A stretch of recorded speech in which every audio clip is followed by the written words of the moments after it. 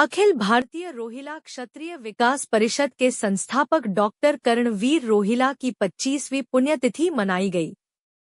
GD. Rohilla की report. टपरी, सहारनपुर 17 मार्च 2024 दिन रविवार को अखिल भारतीय रोहिला क्षत्रिय विकास परिषद रजिस्टर्ड 1988 ईस्वी संबद्ध अखिल भारतीय क्षत्रिय महासभा भारत 1897 ईस्वी के संस्थापक रोहिला क्षत्रिय शिरोमणि डॉक्टर कर्णवीर सिंह रोहिला की 25वीं पुण्यतिथि है पर एक सभा हुई जिसमें अखिल भारतीय रोहिला क्षत्रिय विकास परिषद के राष्ट्रीय अध्यक्ष धर्मपाल सिंह रोहिला ने कहा मार्च 2017 को होली के दिन सन 2000 ईस्वी में इस रोहिला क्षत्रिय समाज के दुर्भाग्य ने उन्हें भौतिक शारीरिक रूप से हमसे पृथक कर नियति का कार्य पूर्ण किया था, किंतु हम सदैव उन्हें अपने साथ सूक्ष्म शरीर में आत्मिक रूप से अनुभव करते रहते हैं और प्रत्येक वर्ष हम सभी उनके द्वारा प्रदत्त रोहिला धाम एक तीर्थ स्थल रूपी रोहिला औद्योगिक प्रशिक्षण संस्थान उनकी कर्मभूमि टपरी में एकत्र होकर उनके बताए मार्ग को स्मरण करते हैं और उसका निर्वाहन करने को विचार विमर्श भी करते हैं।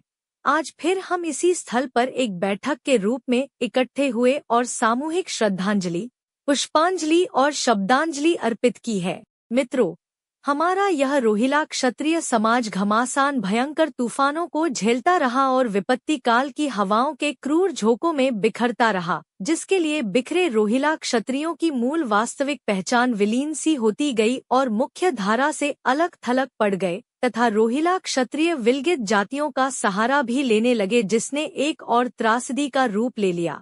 आजादी के बाद बहुत संगठन अस्तित्व में आए, किंतु रोहिला क्षत्रिय समाज को उसके मूल रूप की पहचान दिलाने में विफल रहे। ऐसे में डॉक्टर कर्णवीर सिंह रोहिला सुपुत्र सुगंध सिंह रोहिला का प्रादुर्भव 6 जून 1936 को गांव भाकला में हो गया। वे अपने व्यवसाय चिकित्सा हेतु चंडीगढ़ चले गए और अनेकों कीर्तिमान स्थापित किए।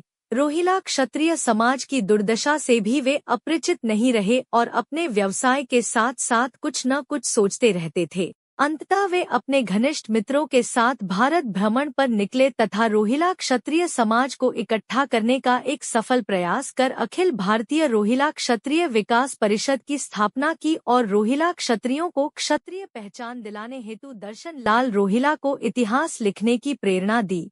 इतिहास छपवाया और पूरे भारत के रोहिला क्षत्रिय समाज को घूम घूम कर अपने सहयोगियों को साथ लेकर एक महासम्मेलन बुलाने की तैयारी की, जिसके परिणाम स्वरूप 22 अक्टूबर 1989 को अग्रवाल धर्मशाला सहारनपुर में भव्य सम्मेलन का ऐसा आयोजन किया गया कि पूरा क्षेत्र आश्चर्यचकित रह गया कि इतने रोहिला क्षत्रिय अब तक थे किधर।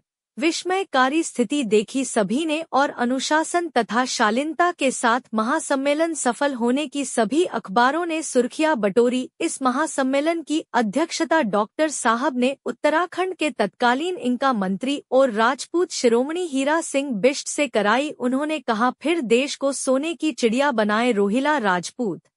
इस महासम्मेलन में अखिल भारतीय क्षत्रिय महासभा के राष्ट्रीय उपाध्यक्ष डॉक्टर आनंद सुमन सिंह अपने बहुत से राजपूत साथियों के साथ आमंत्रित रहे थे। इसके पीछे डॉक्टर कर्णवीर सिंह रोहिला का प्रमुख उद्देश्य यह था कि किसी तरह हमारा क्षत्रिय समाज जातिगत दल से बाहर आए। उन्होंने 1995 में रोहिला ITI की स्थापना की और अपना पूरा भवन बिना किराया लिए समाज को कार्यशाला हेतु दिया।